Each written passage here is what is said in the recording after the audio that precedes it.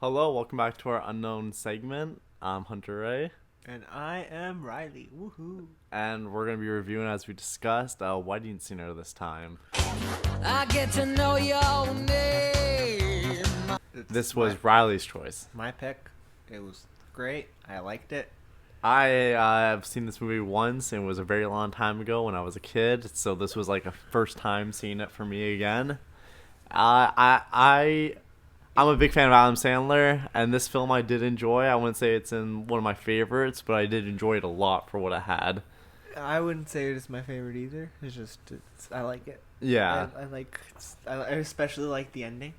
The film is a 1998, I guess would say classic, because a lot of people from that era really enjoyed this film. Yeah.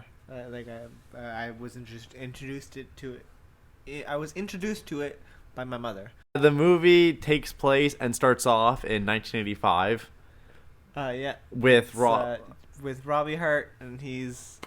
his last name's Hart? Yeah. Robbie Okay, Hart. okay. I knew his name was Robbie. I didn't know it was Hart. Robbie Hart, and he's a wedding singer, and he's singing at a wedding, and you see all these wacky characters in the background. And it's actually a really good opening because they're able to actually highlight his singing by having the opening credits be him singing just "You like Spin him Me singing. Right Round." Yeah. Because they're able to showcase almost the entire song while just having the opening credits go by. Yeah, well, and also just like showing the wacky characters at this beginning wedding. And one of my characters being probably the best actor in the film, Steve Buscemi. Yeah, He is comes really in as the best man, or as he says, the better man of the wedding. He talks about being the best man of his brother's wedding and how they met up with hookers. And yeah, he was talking about how his dad always was comparing him to his brother, and then he outed his brother in front of his new wife that at one point they had got hookers in Cancun. Tijuana or something like that. It was like Cancun or Tijuana. Yeah, something like that. It was Some just vacation outed trip, He just yeah. outed him as getting hookers, and just like everybody's just like completely shocked. Slash pop. Harold ain't so perfect. Remember that time in Puerto Rico when we picked up those two, well, I guess they were prostitutes, but I don't remember paying. Okay, how about that? But we actually get to see how kind-hearted and how much of a problem solver Robbie is from the very start of the film. And because just how much he loves love. And yes, how much he actually adores it and whatnot. Yeah, and how he just wants to love people. Because after the brother of the wedding gives this big speech about how the hookers and whatnot, Yeah, and Robbie is able to turn everything around. he's able to turn everything around. He makes the bride kind of like forgive the He gives a good speech about love while announcing his wedding the following week. So all I'm saying is that when you fall in love like you guys, the emptiness drifts away because you find something to live for, each other. And the way I've seen you two looking into each other's eyes all day long, I can tell that you're going to live for each other for the rest of your lives. Yeah. And which is where we also, in this wedding, is also where we meet Drew Barrymore's character being Julia, because she's now a She's, caterer for weddings. Yeah, she's a waitress. A waitress, yeah, She's yeah. a waitress at the hall. A waitress at the That- hall, like, yes. in the small town. And so she's waiting, and like you see in the background the best friend of Robbie Hart, played by what's his name? I don't know who he's played by. He is in multiple of Adam Sandler's films. He's one of his best friends, but his name in the film is Samuel. Sam. Yeah. The limo driver. He's a limo driver. The first thing he says about her is that I'm gonna hit that. He's gonna It's give like, it to her. Oh, what's up? That new waitress, that's what's up. Oh, is she in trouble? She's gonna get it, she doesn't even know it, and I'm gonna give it to her. Take it easy, man. Who is she? She's Holly Sullivan's cousin. She's half as easy as Holly. I'll close this deal by the end of the week. And you also see not only once but twice at the same wedding how Robbie's a good person. He helps people because he runs into a kid puking and he rushes the kid outside so the kid won't be caught by his parents being drunk. He catches a kid like really drunk. Yeah, it's really And, like, drunk. He anticipates that he's probably gonna puke, so quietly leads him away to the back alley. While Drew Barrymore's character Julia is in the back alley as well because she's getting fresh air from being overwhelmed by being at a wedding while waiting for her fiance to propose to her herself. No, to set a date or just like have any proof that he wants to Yes. actually be married. But Well, they're they've been engaged for engaged, 2 years, I believe. But it's Yes. like, when are we gonna get married? Or are we? 'Cause, yes. Do you actually mean anything by this? The movie sets up the characters very well. We get to see how Robbie is a very kind-hearted person, which being in 1998, which already being a couple of years, because Adam Sandler started his run of films from 1995 to 2000. Like he was a major role in each one of those years. So in 1998, having such a kind-hearted character was a little off because all of his characters have been they're very rude, very mean, and they get a little bit more nice throughout the film. But this character is nice to begin with because they're usually not very smart, and he's like Yeah. not exactly smart, but he's also smart. He's not Yeah. he's not as he doesn't have unintelligent as most of his other characters. he has He's famous life for. perspective with him. Yeah, and he's more mature in a sense than most of his other. And we got all this just from the opening sequence and a little bit more. But while Robbie is out talking to Julia and the kid that's going to puke, he lets his best friend, or I would say his not best friend, but his partner George, take over the mic. Sing what was the song? Do you really want to hurt me? Yeah, do you really want to hurt me? And the joke in itself is that Is it's a transgender person singing the song because Alexis Arquette gets on stage and she starts singing and people are just like, what is she? What is this person? Yeah, it's pretty offensive, but At the same time, as she's like at the same time, like she's actually transgendered, which means that she must have had some okay in these jokes that are happening. She was more than So- fine with performing them. So it's a little uncomfortable in this time, but she was comfortable with it at that time potentially, unless she like just it's forced uncomfortable herself. at this time in present day. Back in 1998, the jokes must have been really funny. Yeah. But now the jokes are a little dated. But Alexis Arquette was Like- okay with it. Yeah, and so like you kind of like If I can't get smirk mad at at it like it's like Scary in the Movie moment. 2. Yeah. In the opening of Scary Movie 2, the white people while singing with the piano say the N-word, but the movie itself is written by black Yeah, people, so they so wrote that it's- white people say the N-word. Yeah, If I can't be mad that the black people that wrote the film were offended by it, I can't be mad that Alexis Arquette, the transgender who performed it, if she was fine with it, I'm fine with it. As long as they're fine with it. It's just later throughout the film, multiple times there are homosexual, transgender type of jokes where it's just like the joke But it's itself other is that there's people. men in drag. or they're gay or Yes. stuff like that. So the datedness does show a little bit throughout this film. Yeah. We get down after the whole wedding scene is that it cuts to Robbie helping an elderly woman, which I forget her name in the film. But it's the 50th anniversary woman he's trying to help her sing. I can't remember either. Oh, Rosie. Rosie, yes. Rosie. But before that, at the first wedding, we're also introduced to the cook of the hall. Yes. And he's pretty sleazy. And Holly. And Holly, Drew Barrymore's character's cousin. And best friend. And best friend. Well, in the town. 'Cause Yes. She's recently moved into the town with her aunt, and her mom lives far away. So we're introduced, and we're given a little fun fact of that Holly, the cook is really nice to Holly because at once at the Christmas party she got drunk and flashed him, and since then he's been Trying to get Drew Barrymore to flash him. yeah, he tried to get her to well, like he kind of like he just like come on, Yeah. and it's like and she's like no, and just like and he's got this like dirty shirt that just says relax on it. He's just like relax. Yeah. And it's just like very sleazy. and Yeah, very, I can very, say like- that only some cooks are like that, not all of them. Okay. Robbie is now teaching this elderly woman Rosie how to sing for her 50th anniversary. And where we see another act of kindness by him because he's doing this all for free and only for meatballs. Wait, no, not for free, because for me. Well, there's and they're 2 meatballs is practically for free. She's giving part of her giant-ass dinner. meatballs, but they're apparently delicious. Yeah. Okay? Well, oh, don't be silly. Now, hold out your hands. You want There. okay. Oh, cool. Thanks a lot. So, Yes. yeah, it is pretty much for free. And even though it's obviously like a family friend, so it's Yes. understandable. It might like, but it still it shows does show he's how just very nice this person is. Yes. And I will say that even though I don't find the joke in itself that, oh, she pays him a meatball is funny, there's a few times in this film where I don't find the joke itself funny, but Adam Sandler's reaction as a character to it funny. Because there's this part where he's just like, oh, I'll try the right one because that one looks good and all that. Like, he's Yeah. trying to appease her. And while doing this, his reactions are funny in itself. Oh yeah, no, yeah.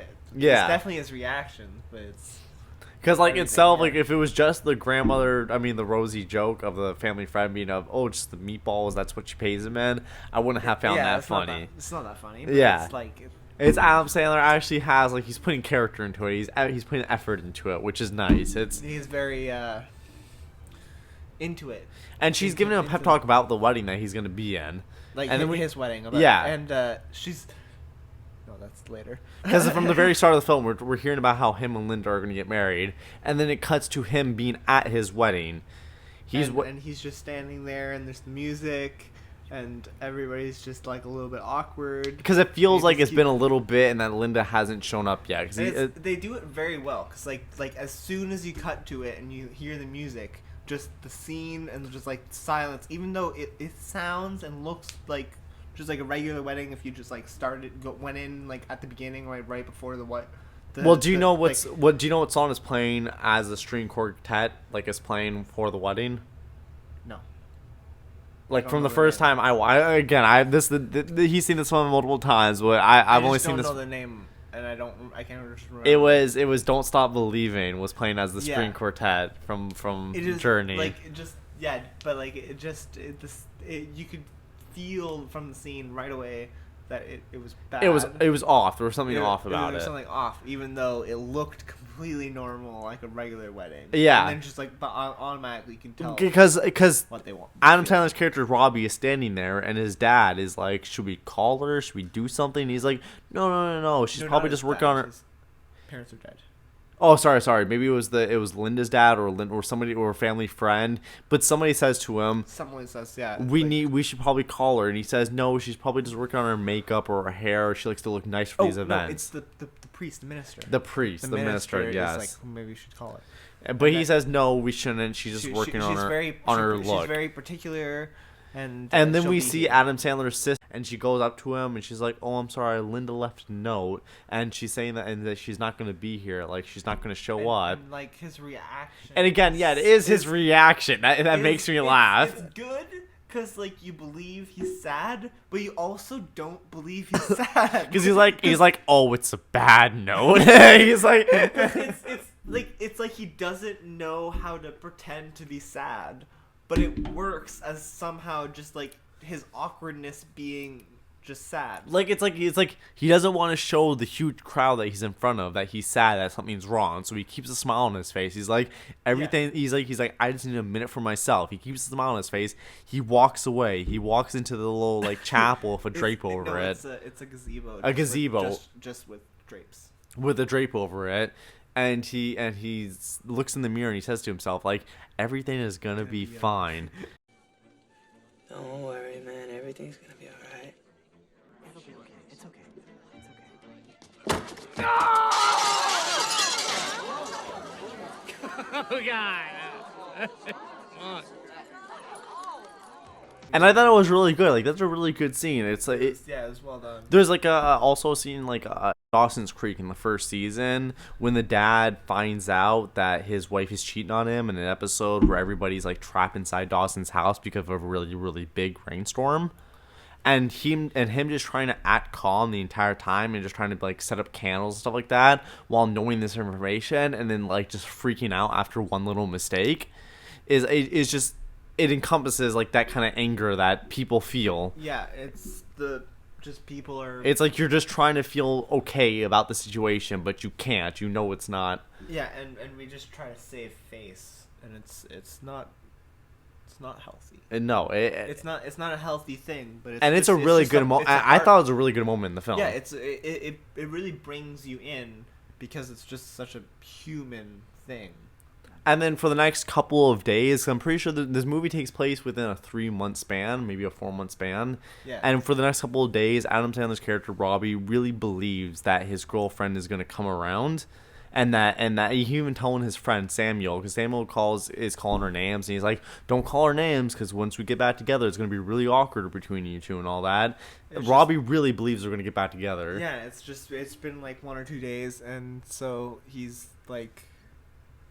It's a little bit awkward with him, Sam, and his brother-in-law, and the kids make it even more awkward by just like randomly saying stuff because they don't like just because they're young enough that they're just repeating. They're absorbing the information that the adults like, are saying. They're saying behind his back, so that they're just like saying the meanest stuff that the parents that his sister and brother-in-law are saying about him behind his back, just directly to his face. I made this for you, Uncle Robbie.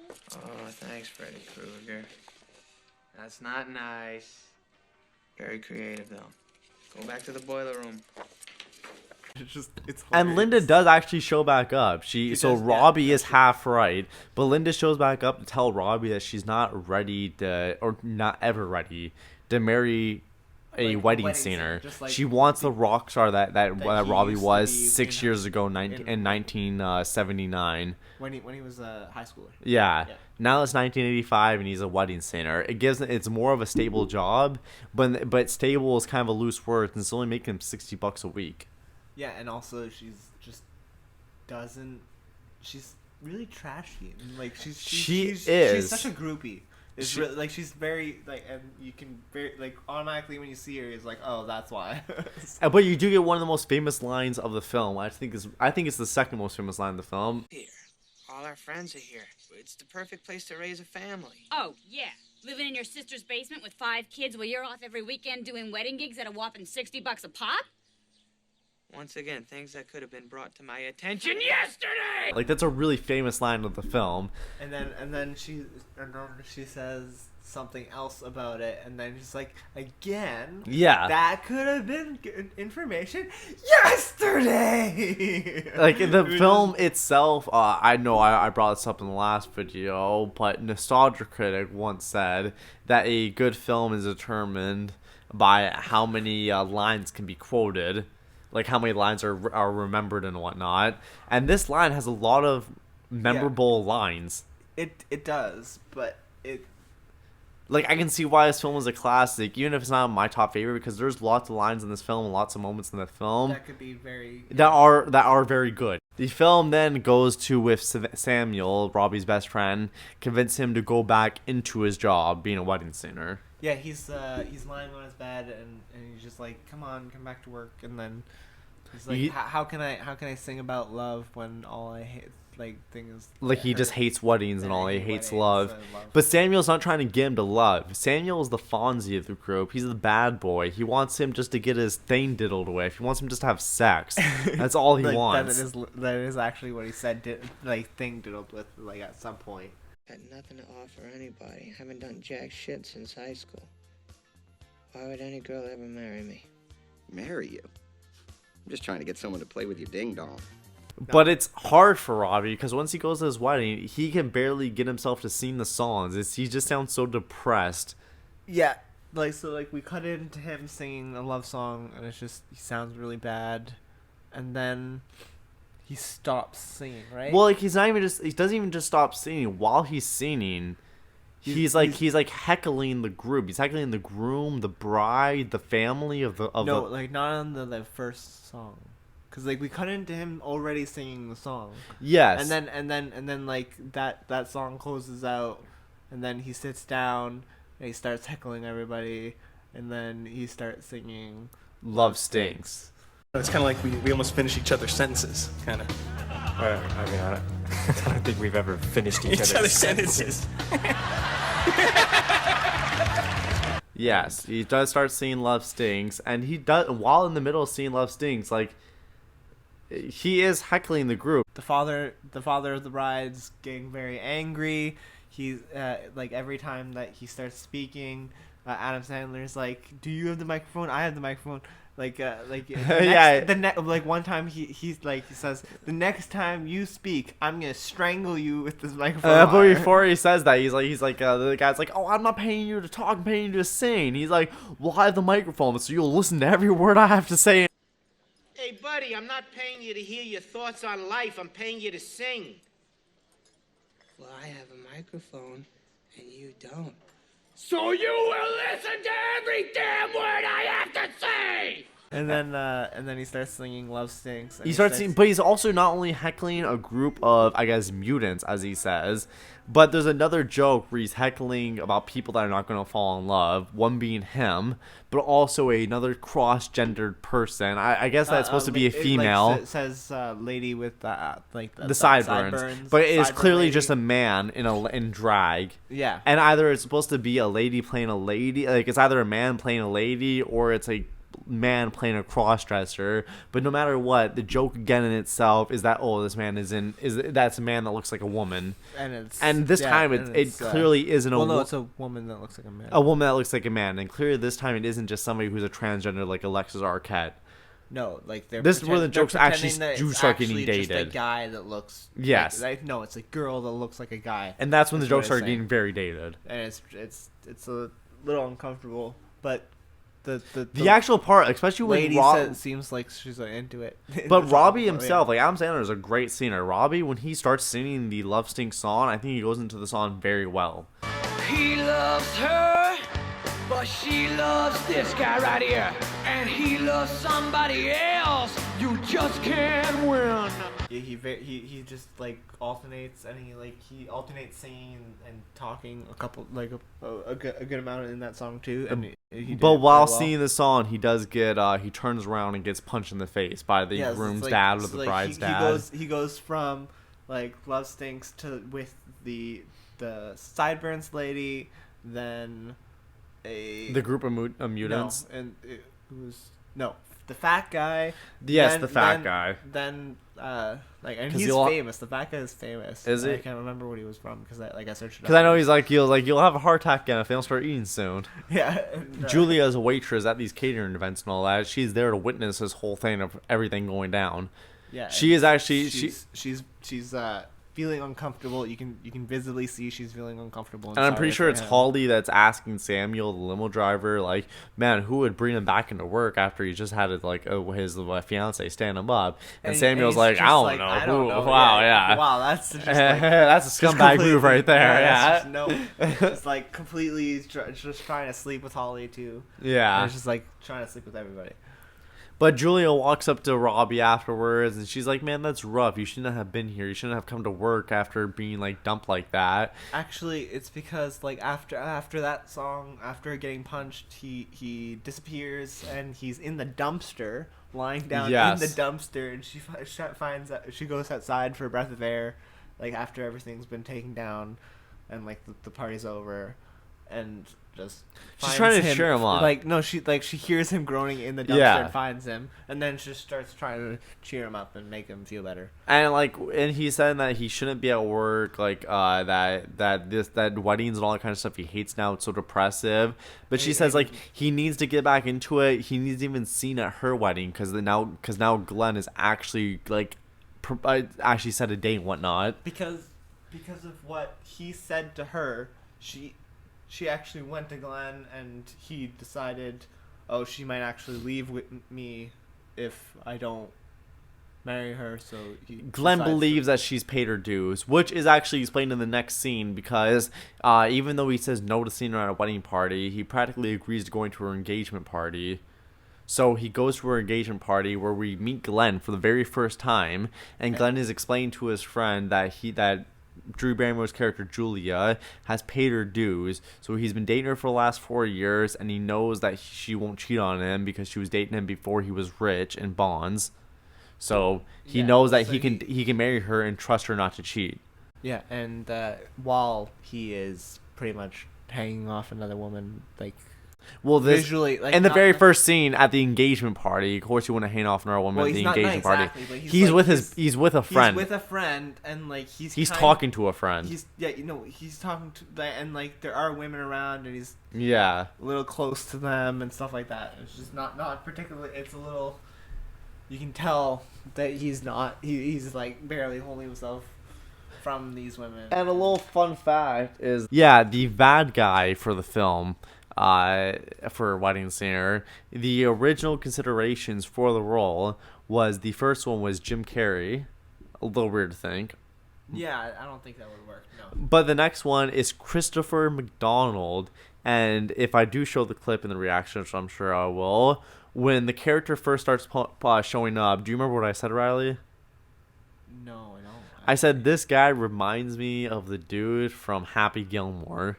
Oh, and that Christopher McDonald, the role considered, was the bad guy from Happy Gilmore. Yeah, because the characters are very similar. They're That's very why. not even just how they act, but how they look is very similar. They wanted a similar looking person, which is what confused me even more. They wanted Jim Carrey, because when I think of Christopher McDonald, I do not think of Jim Carrey. Nothing at all similar. It's a little weird. Yeah. But I understand why. Jim Carrey was one of the biggest hits of the 90s, so was Adam Sandler. Get them in the film together. It didn't happen. Probably should have at one point.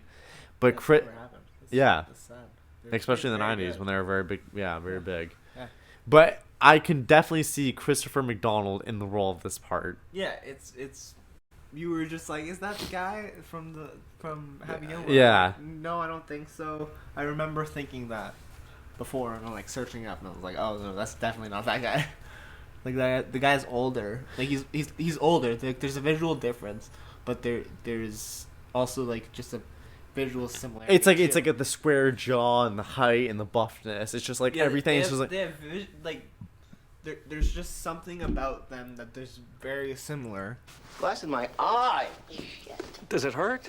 Yeah, it hurts. Well, if you could spread them with your fingers. Push your lids with your fingers. Two fingers. Are your fingers clean? That's it. And roll your eyeball around. Roll it and then push it. rolling it. Dig it out with another piece of glass. Are you freaking insane? we also learned in this scene in the engagement party that the wedding's in 3 months, which is why I said the film takes place in a 3 to 4 month span, because that's the throwaway. There's a throwaway line with it. Also, the best friend comes in and he's wearing glitter gloves like Michael Jackson. He's wearing like a Michael Jackson Thriller jacket. It's very cringy. And like Robbie is just like ribbing him, Yes. just, like directly as they're coming in. Robbie and Julia are able to connect and like bond over not only embarrassing Samuel with his comment about wanting to bang her earlier in the film. You know what? First time this guy saw you, he told me he was gonna hit on you. Really? That's not true. Yeah, it is. You told me she was in trouble. She was gonna get it, and she didn't even know it. He's teasing. I would never say that. But over her engagement party, because he's able to find a little bit of joy in her love. Yeah, until he meets Glenn. Well, And he then- meets Glenn very first. The first thing that happens in the engagement party is that he meets Glenn, and Glenn talks about, like, aren't you the dude that got left at the wedding altar? And he's like, yeah, maybe we should talk about my dead parents, which I thought was the first time he mentioned his dead parents. I was like, that's a really bad exposition line, but it is actually given off earlier in the film too. I'm pretty sure. Yeah, it's talked about while he's depressed. 'Cause, and- like, and, why would- talking about his obsession with marriage. Yeah, because his parents died at such a young age, and he wants to start a new family and whatnot. Yeah. But afterwards, Robbie's talking to Julia, and he's telling her about how he no longer loves weddings. He doesn't want to do them anymore, so he's going to be doing bar mitzvahs. And we do cut to a bar mitzvah, and he's singing one of the Jewish songs and all that in Hebrew. And the actual bar mitzvah itself has a very cute scene where we see how even though he is jaded by love, he is still trying to help people out. He's still trying to be nice because there's the kid from Matilda. Yes, the kid. Well, like not the kid from Matilda, but like the kid that gets forced to eat the chocolate cake In Matilda. And so he he tells Adam Sandler, who's sitting at this bar mitzvah, he's a guest there and all kind of stuff. He's telling Adam Sandler, Robbie. He asked the pretty girl, and she said that to dance with him, and she said that he was a loser. Yes, that she would not dance with a loser. So this kid's all depressed and sad about this. So Robbie, going up on stage with Julia being there, a waitressing, of course, says, "Hey, I want to say everybody see this girl Julia. She's a beautiful waitress. She's going to give one dance to the coolest person in this room." Yeah, any man in this room, you have to pick his litter, like choose the coolest, guy in the room. And I really don't know how she knows which guy to pick because she is not in on this at all. No, like she's not in on it at first, but he looks at him, and it's very obvious who. I guess she gives a little look. He goes like a.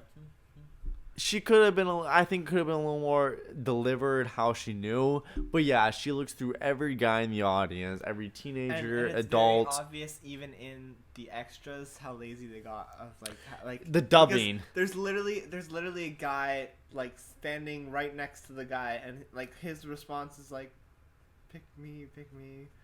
It's like, well, not even that. This is like he's literally standing next to the guy. There's like a guy like being like flexing, being like, "Look at me, pick me," and all kind of stuff, fixing his tie and whatnot. And the dubbing is horrible. I will show the clip. Dubbing is horrible, but like also like just the extra is like standing next to the guy that's getting picked, and it's like if he knows that he's getting picked and he's really bad. He's just like very lazy, just like pick me. He doesn't say anything because you don't hear it, but this is all that he does.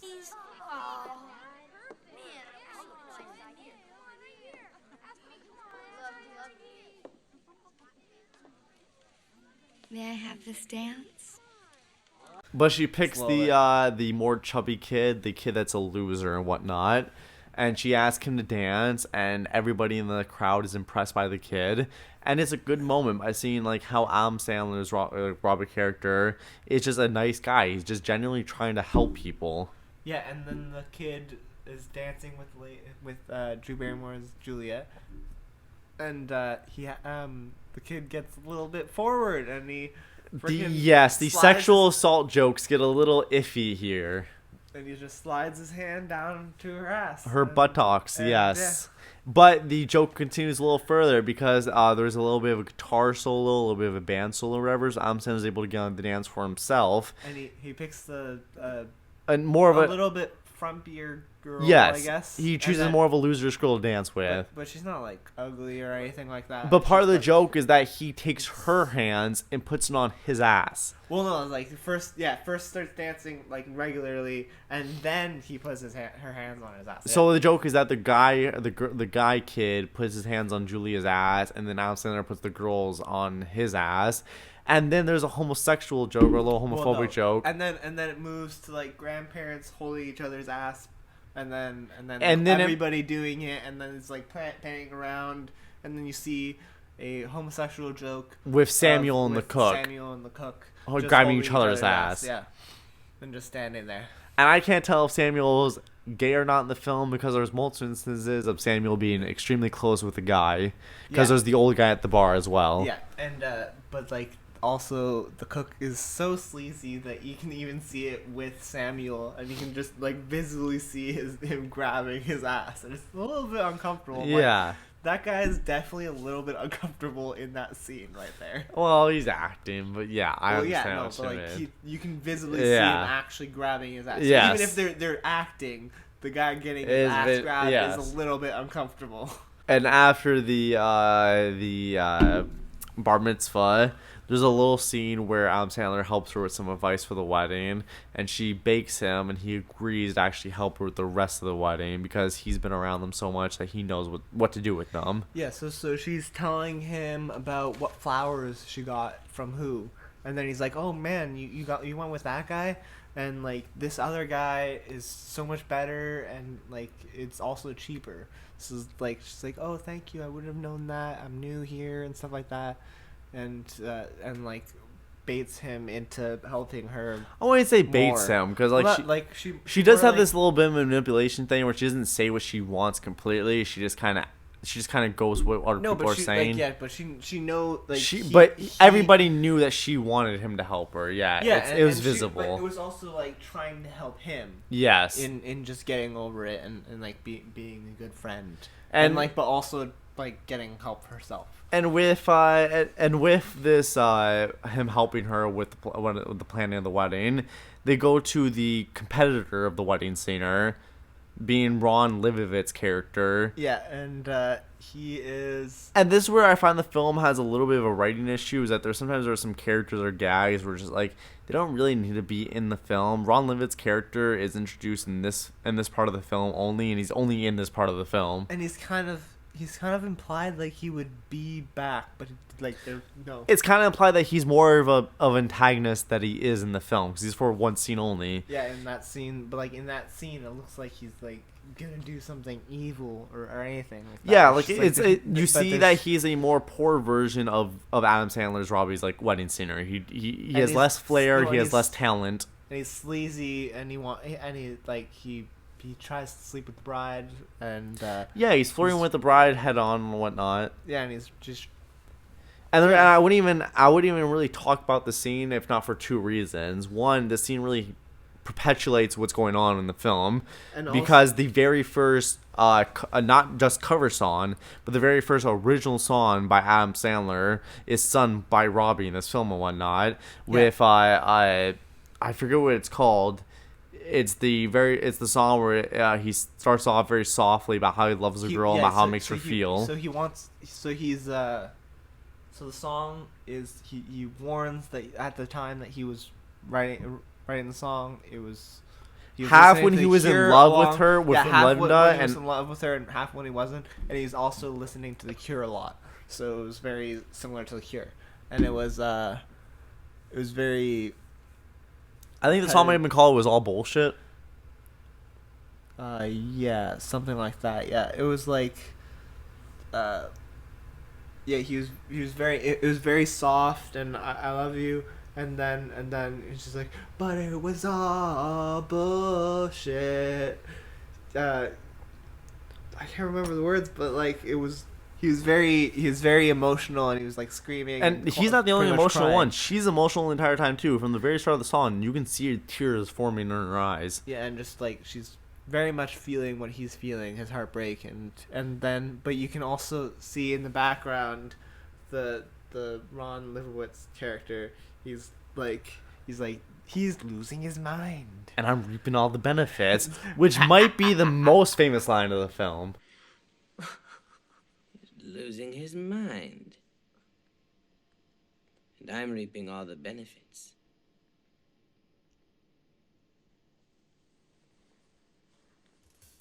It was well done, but like, it's a very good scene. That laughing off screen was kind of like implying like he'd be back, but he didn't. That's all you see him. That's all Ron Livovitz's character. It was good. Which this is the very first time you see him cameo in an Adam Sandler film, even though they were with each other in Coneheads.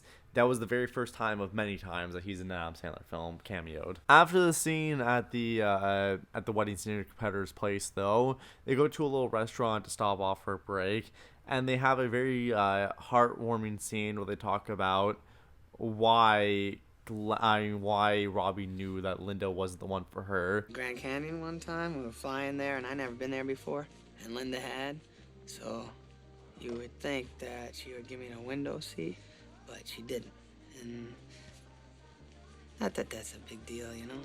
But there's a little montage afterwards. And then after that, there's a montage where they're like cake testing, and the cake testing also has a little bit of a joke of a cross gesture, because it's like, well, not necessarily, just like a ugly. It could just be an ugly woman. It's an ugly girl, but the whole with a lot of long, like really messy a unibrow. It's an ugly girl, but it's a guy dressed as the girl.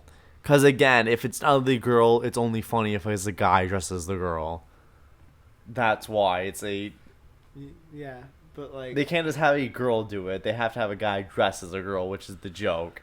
Yes, yeah, but you could have had a girl with like a prosthetic, like with like just like made ugly. But no, but like they didn't do that. But The after the montage, the Robbie's with Samuel in his little limo, and he's talking to him, and he notices that in the back seat, Julia has left her jean jacket, which, a little fun fact, a little trivia for the film, the jean jacket that Julia wears throughout the film is actually Drew Barrymore's jean jacket.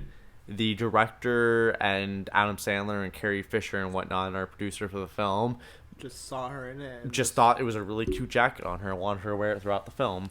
Yeah. So And so like when he finds it, he's like strangely happy. Like he can He's see like- her again. he's like, "Oh, Right. Samuel, she's left her jacket in the car. She left it here because she took it off on this certain street because she said it wasn't jacket weather anymore." And it was specific. It's very obvious that And it was a that little he's latching stalkery. onto the details that she's talking about. And he's a little bit stalkery and like kind of falling in love. It's very. Well, they stalkery, but yes, he is. yeah, it's stalkery because he's just paying like uber attention. Yes. To what she's saying and what she's doing. Like stalkery is more like, "Oh, I'm watching you from afar." These are details that she's saying to him while with him and whatnot. Yeah, it's just the He's the latching memory, on. the memory and retention of like just like how much he's paying attention and just like latching onto what he's. So Samuel notices that like, oh, she's like that he actually has some feelings for her. Yeah, he starts teasing him a little bit. And he's like, oh, you have feelings for her. You and love her. and Robbie tries to say, no, I don't have feelings for her. I'm just her friend and whatnot. And he goes to return the jacket. And when he goes to return this jacket, this is my least favorite scene of the film because he goes to return it, and Holly and Julie are debating about how somebody should kiss at a wedding. When it was very uncomfortable. I don't know how. Like it was not organic. It was very inorganic. it was a how very they did it. inorganic scene, yes, Yeah, because it was- Robbie walks in them debating on how they should kiss. And Holly is saying, like, oh, there should be ton. And Julie is saying there shouldn't be ton. There should be church ton, whatever that means. Just like a little bit. And Holly says, well, we should practice. And what would that look like? I have to see that. And like we should practice. Show Yeah. me. And then- there's a little bit of a lesbian joke with Julia going to kiss Holly. And Holly being And like, she's like, not "No." me. Him. Your little wedding planner. Robbie. Yeah. And it's weird because it looks like she's trying to like she's noticing something between them, but also not. But she because- clearly hasn't from the film's context. Yeah, no, she clearly hasn't. But like, if you're looking at her visually and what she's saying, it appears like she does believe that they have feelings for each other, right? And that, but like, just like the. I would only believe that she might think that after they kiss, because they haven't practiced. And it is such a loving, tender kiss. It was very, yeah. It was kind of beautiful. It was like. Yeah.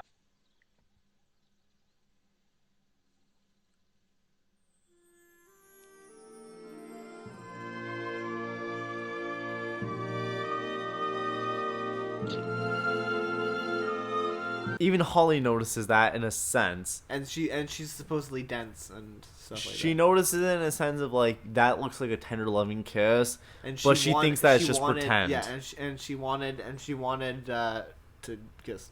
She wanted that, so she so- asked Julia only a couple seconds later, once Glenn walks through the door as well, if it would be okay if she can ask Adam Sandler characters Robbie out.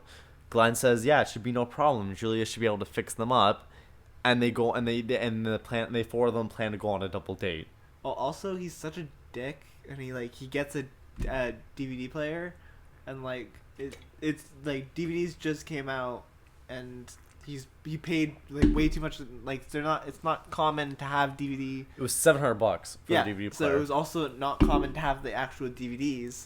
So it was ridiculous of him getting it for her when she wouldn't be getting the DVDs like for a long time. Yeah. It wouldn't be a common thing. It's a ridiculous thing for him to be doing, and you just see his. Because in 1985. Yeah, how much of a dick he is by like how he's treating her. And again, 1985. I don't know if Because she doesn't understand. Do you know from what car he drives? I don't know if you know what car he drove. Oh yeah, he drove a DeLorean. So do you know what year that movie came out? No. Oh, was it before the DeLoreans are supposed to? No, it must have been before. The movie must have came out before Adam Sandler's Wedding Singer, but 1985 is the year that Back to the Future came out. Oh, so it was just the same. Yes. And there's also a line where Linda is wearing a Van Halen t-shirt, and he says, like, get out of that t-shirt before he jinxes the band, they break up. And that's because in 1985, the band did break up. Julia goes up to Robbie to ask him out for Holly, and Robbie seems very disappointed. So does Julia. Well, yeah, and and she also first starts off, and it kind of like seems like she's asking him from Robbie's perspective, and then she says that's a double date with. And she says this after a scene with Robbie and Rosie, which Rosie gives a pretty good line in the film, where Robbie's talking about, like, how do I know if I actually like her and all that kind of stuff? Like, how do I know about how I feel about her? And Rosie says, it's not how about you feel about her, but how about she feel about yourself. Mm-hmm. And that is a really good line, because if a girl makes you feel happy, if a girl makes you feel like a man and whatnot, that is when you know you actually care about her. It's not just like, oh, I like her, but she's not giving me the time of day. She makes me feel like a piece of shit. It's when you actually care about her and you feel like you care about yourself because of. Oh, Robbie, you'll know when you meet the right girl. Because it's not how you feel about her, it's how she makes you feel about yourself. Her and whatnot. Yeah, it's more it's how about how healthy a relationship would be, is what she's saying. And it's why Robbie feels so disappointed when Julia comes up to her and asks her out for Holly. Yeah, and also Rosie has some of the wisest lines, even though she's like the wacky old lady. She also has like some very good wise lines. So they go on the double date. They go on the double date, and they're at like this bar club. Yeah, it's a club type area. And Holly and Julia decide to go to the bathroom. Glenn himself just confesses in this double date scene. I don't even know why. I think it's a little bit of bad writing, a little bit of rushing for the plot. But also like probably. Like drunk confessions or no, like... it's so what starts off is like he just sees his eyes wandering a couple times during the conversation with Julia and Holly, of like the waitress bending over like at the table next to them and stuff like that. So he's just noticing these things, and so he starts needling the guy, and then at some point he decides, oh, this guy is definitely gonna like a cheater. So he just doubles down and just like, oh my god, that is a nice ass, juicy ass, isn't it? He's like, that's some like grade A prime meat. That is a luscious ass right there, isn't it? My god. That's grade A, top choice meat. I like to bite right through that thing. You know? And he's talking about this girl's ass went on. He's probably talking about, like, he's like, yeah, you might like staring at that ass, but you can't get any of that because, like, you know what it's like being in, like, a relationship now. And it's like, no, I could have gotten that not just 10 years ago, but 10 days ago. And I did. He's like, I could have gotten a hotter piece of meat than that. So he's just telling Robbie's character. And younger. Hotter and younger. He cheats on Julia all the time, and he's going to keep cheating on her after the wedding, too, because he lives in the city. And he works in the city. Long hours. He's a creep. He's disgusting. From the very start of the film, he's just like, yeah, I'm going to marry her because she pays her dues, but it doesn't mean I'm not going to cheat on her. Yeah, and he like, Robbie starts getting a little bit... he gets a little bit angry, but doesn't say anything, really. No, he does. And Glenn starts noticing it, and then Holly comes in and interrupts them. With Julia, saying that she's puked and that she's ready to go home. Then she gets Glenn to go and get his car, which is a DeLorean. Yes, it is a DeLorean, as we mentioned earlier. Yes. Glenn and Julia decide to go home, and Holly decides to invite Robbie home. Which they get to his doorstep or her doorstep, and she makes it very clear to him that if he goes upstairs with her, she will have sex with him. Yeah, she will straight up have sex with him. She just like straight up says it and then kisses him. Yeah. She does kiss him. Yeah, she is the one that kisses him. Right.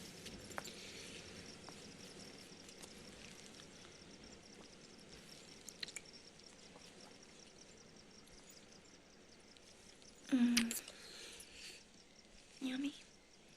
And he says, yes, like, that sounds great, but he just can't do it. And he's fixated on why Julia went home with Glenn.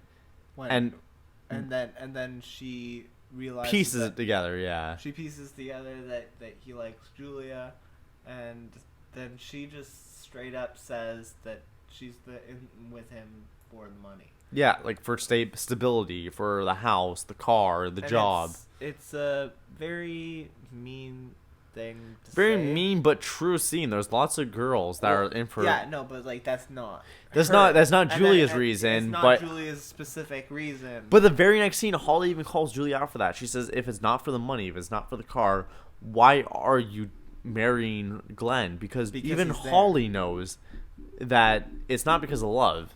No. And From that scene, Robbie goes to get a really city slicker job. He goes to a bank, which is actually, that bank scene is based off an SNL sketch. Really? It's based off an SNL sketch with the same dude who plays the banker, but somebody else plays the recipient of the guy applying for yeah. the job. So yeah, it was very awkward, but it was kind of funny. The scene felt very out of place since it was the only scene with him applying to a job, and it makes sense a lot more now knowing that was an SNL sketch put into it, and of course Adam Sandler being an SNL for the period that he was.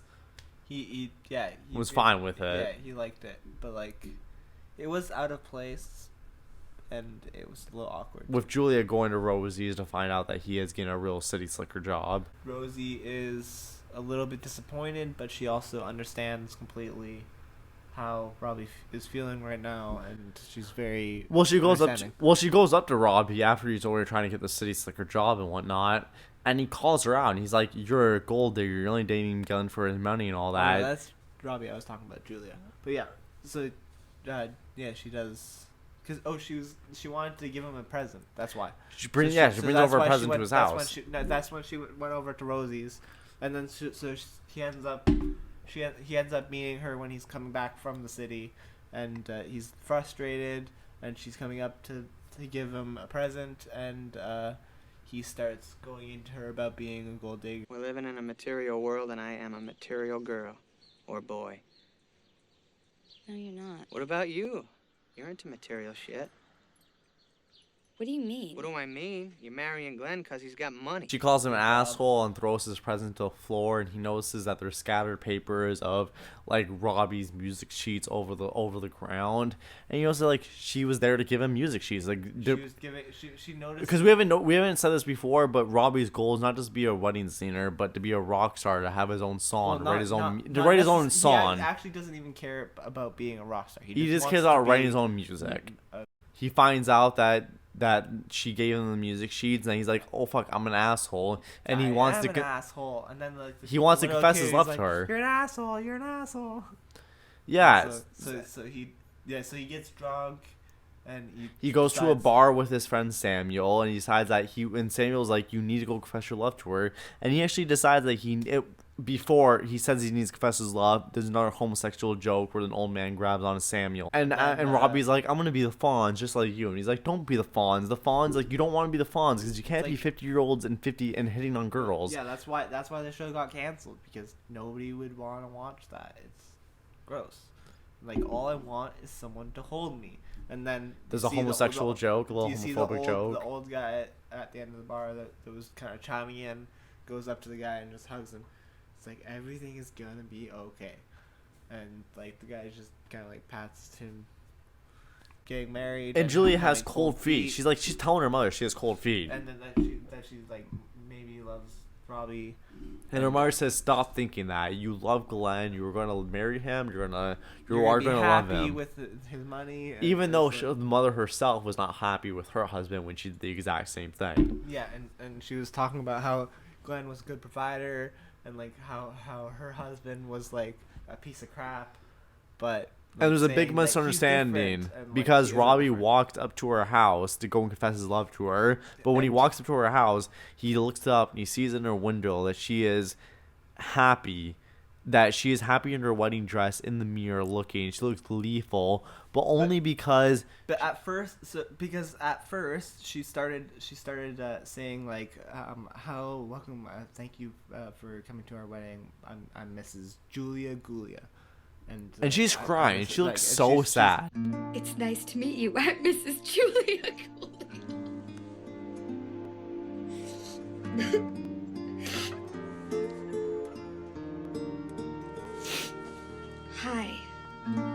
pleased to meet you. I'm Mrs. Robbie Hart. Very unhappy with saying Julia Gulia. It sounds weird, and she doesn't like it. She's not happy. And she starts saying, "I'm Mrs. Robbie Hart. Me and Robbie are so happy," and she starts like talking about how like it's tears of joy. She's pretending to be marrying Robbie, and then like he sees her doing that in the window in her dress, like all happy and pretending to be getting married to him instead, but thinks that she's happy about Glenn. And it's just a huge misunderstanding. And so he storms off, even telling her how he feels. And he goes to he goes back to the bar, but he goes back with a Mickey of alcohol. And the bartender says, "You can't drink that in here. Sorry, you're gonna have to go." And like he's like, "Okay, I'm gonna finish in the alley. You guys coming?" With and, Samuel like, and Samuel, the old the guy. Old man, we're kind of hanging out before that. The old man's wearing the jacket, Samuel's jacket, and Samuel's trying to teach him how to moonwalk. And then so they go outside and they meet Glenn with his buddies and some women, and like the guy starts trying to get into first, yeah. First, like when Glenn finds him, he starts like heckling him and like teasing him and being a dick he is. Yeah, Robbie sees Glenn with the friends and all the girls and all that, and he's like, "Man, you gotta stop being an asshole. You gotta stop cheating on her. She's a good girl." And Glenn's like, "You better not stitch on me. I know you have a thing for her and whatnot." And he punches her, and he punches. And then Robbie's like, "I haven't gotten in a fight since I was in the fifth grade. But I beat that kid's ass, and I'm gonna beat yours." And then the old man winds up and punches Glenn in the face, and like it's nothing because he's an old man, and just like Glenn's like, "What?" And then like Robbie's like, "Why'd you do that?" And he's like completely distracted by the old man, and then Glenn punches sucker punches him. He punches Robbie in the face. Not even the old man who punched him, but Robbie in the face. Even though it's obvious, but like that it's gonna happen because like they're about to square off. But like, and Robbie gets completely distracted. But like the guy's like acting all tough, but like he didn't actually do anything. He sucker punched him. And then he gives a little line, but it's like, maybe you should write a song about this. But like, I stuck my nose in other people's business, and then I got punched in the nose and all that. Yeah, it was just like, I stuck my nose in other people's business, and I got punched in the nose. Yeah. It's like it was really bad. And, like, cronies are just like. It's so funny. It's freaking horrible. Robbie comes back from the bar all drunk to Linda being at his house, and interrupts him and says how she loves him. Well, she emotionally manipulates him. Well, she tries to. No, she does that night. She does emotionally manipulate him that night. Well, he's drunk, and like he doesn't actually say anything that says like, "Yes, I would like to get back together" or anything. He does go inside with her though. No, he passes out in the lawn, and she drags him inside. Yes. And like gets naked. It's like he passes out on like so after she says that she wants to get back together, it was a mistake, and he's like, "I don't want to be alone anymore," and he's like all sad. And then he just passes out, and like you see her just being like, "Okay," and then obviously she dragged him inside and put him in pajamas or clothes. I don't know if she changed him or not. She does bring him inside after he's drunk and whatnot. Brings him inside, and this is where the Van Halen t-shirt thing comes in, and she gets naked and only wears his Van Halen t-shirt. And then Julia, realizing that she's in love with Robbie, goes over to his house and like planning on confessing it to him, and who answers the door but Linda in just the Van Halen t-shirt, and she completely misunderstands and tries and like thinks that they're back together, and so she runs away and goes to Glenn and just says, "I want to get married in Vegas right now." Yeah, because at the start of the film, Glenn wants to get married at Vegas, and she says no. She wants to get married in the town with all the family and all the friends and all that. But with this big heartbreak announcement of Linda being back together with with Robbie, she wants to go to Vegas right away. Yeah, and once Robbie actually wakes up and he's sober and all that, and he sees Linda in his house. Yeah, and that's why he makes the joke about like, if you like take off that. Get out of that shirt. Get out of my Van Halen t-shirt. You'll cause the band breakup. Maybe we should talk about this when you're feeling better. Hey, psycho. I'm not gonna feel better about this. It's over. Now, please get out of my Van Halen t-shirt before you jinx the band and they break up. After Julia says to Glenn that she wants to go to Vegas and get married, we cut to the 50th anniversary of Rosie's with her husband. Oh yeah. And she's singing she's using the practice that she got with Robbie the entire time to sing her new song. And it's quite beautiful. It's a good song. Yeah, it's good. She sings pretty well, and it's a good song. No, I never heard them at all till there was you. Because it reminds Robbie of love. Yeah. And he of growing old with somebody. Yeah, and so he goes up to Sam, and Sam's just like, I know, I'll get the car. Robbie, Holly, and Samuel go to the airport, but there's only one first class ticket left. And so like he gets the ticket. He runs through the airport, and he's on the plane, and there's a misunderstanding about what the hot towel. How you use it. He looks like an idiot. Well, he's on first class, yeah. And he notices a drunk Billy Idol, and he's like, "Is that Billy Idol?" And it's like, "Yeah." And then he notices that Glenn is on the first class because of the line we said earlier. But first he starts telling everybody the story. Yes, about he starts spilling it to him, and then everybody starts getting all around. Literally everybody in first class is like around him, and all the flight attendants are around him just listening to the story. And Billy Idol's like, this guy's a dick, and it's like just like all chiming in and stuff, and everybody's just like really feeling with him. And then just like one of the flight attendants comes in from the economy, and just like, this guy is just like thinks he's Don Juan, and just like tried to grab my ass, and it's like he said, I'm a grade A piece of meat. Well, I hope you find her. You guys will not believe this. Some creeping coach who thinks he's Don Johnson just asked me to be part of the Mile High Club. He said I was grade A, top choice meat. Like, as soon as Robbie hears that, he's like, 1 second, show me the guy. He's like, and then like he's like, come on guys, that's Glenn. And everybody's like, oh my god, that guy's like, we have to do something. And over the PA system, you can hear Billy Idol talking about like, oh, I hope you're enjoying your flight. You start seeing the original song written by Adam Sandler and the director of the film, I'm pretty sure. I Want to Grow Old With You. I really like that one. Which, do you know what other part of that movie that song is sung? That song is sung twice in the film. Really?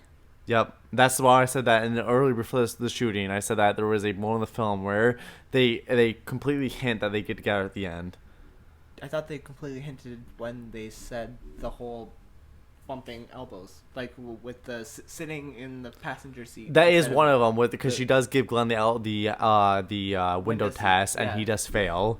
But there's a part where when the church kissing happens, when they're debating, Holly and Julia are debating, and Julia and Robbie kiss for the first time during that debate. Oh, while they're kissing. While they're kissing, the "I Want to Grow Old" song is playing in the background.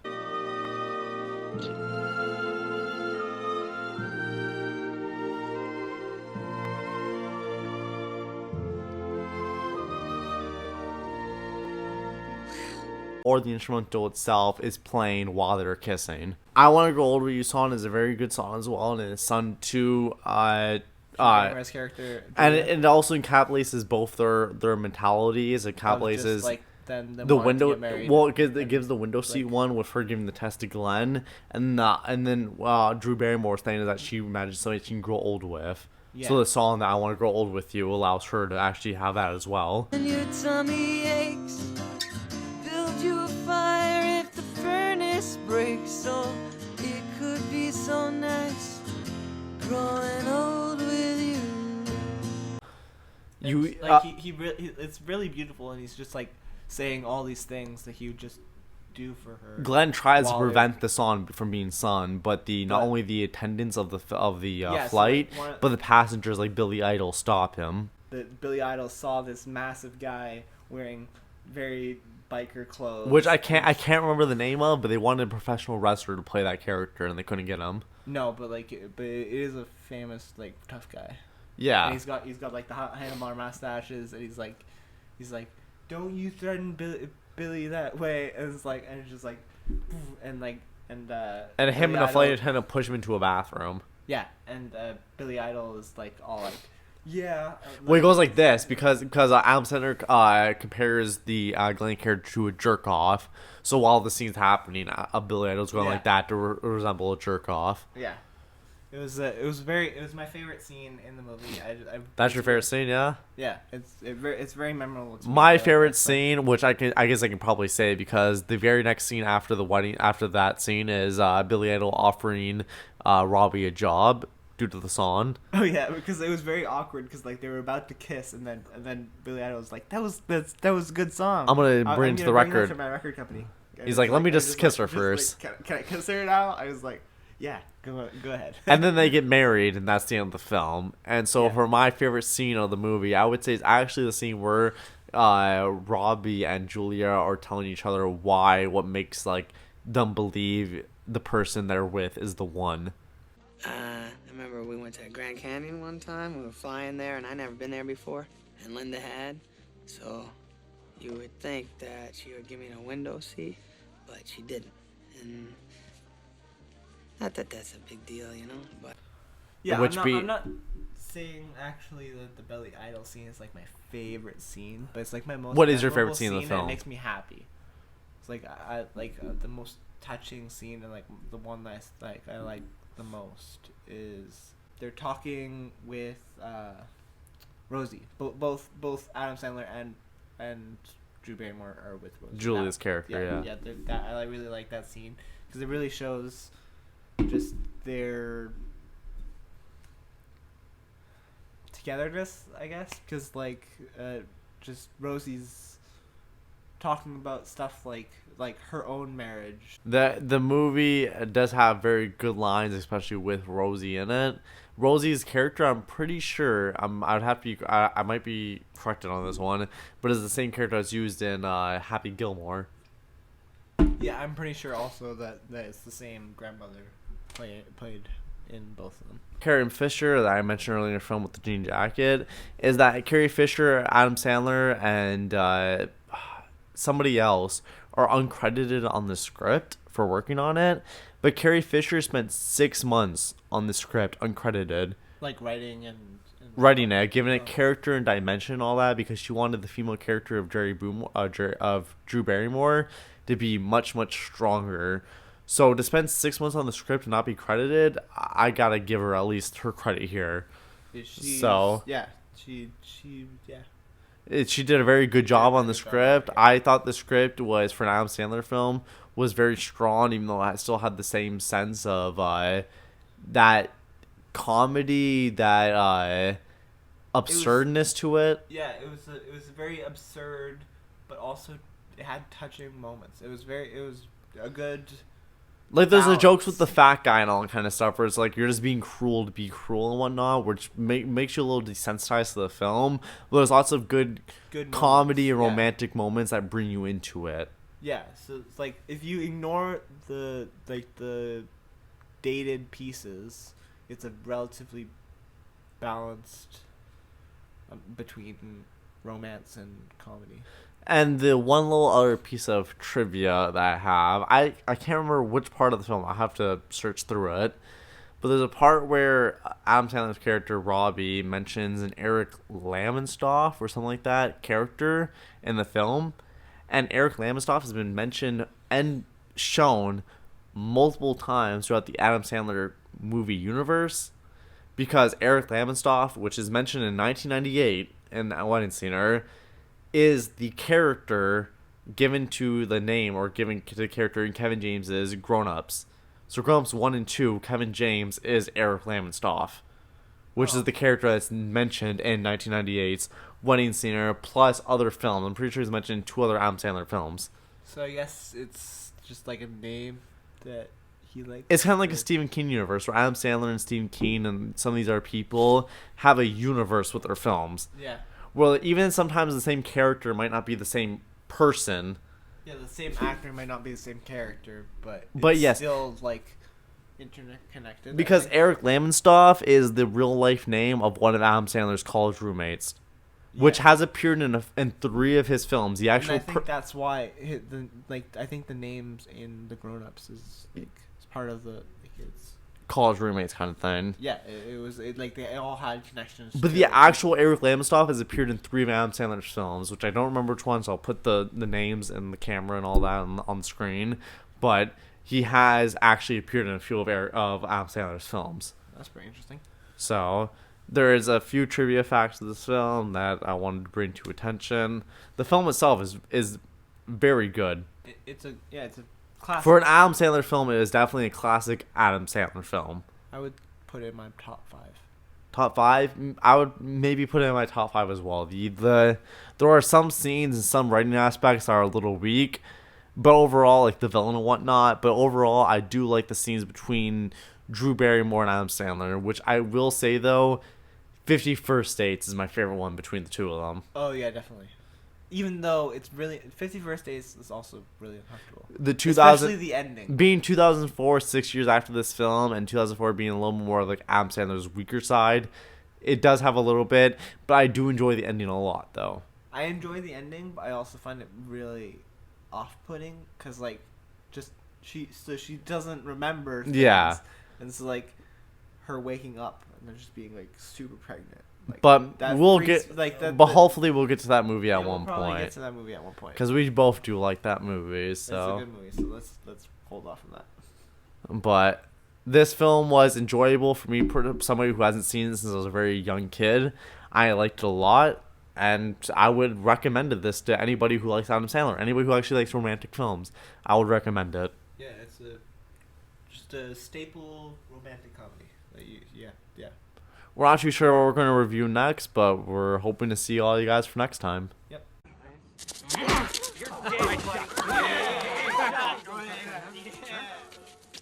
Hey, why don't you write a song about this? You can call it, I got punched in the nose for sticking my face in other people's business.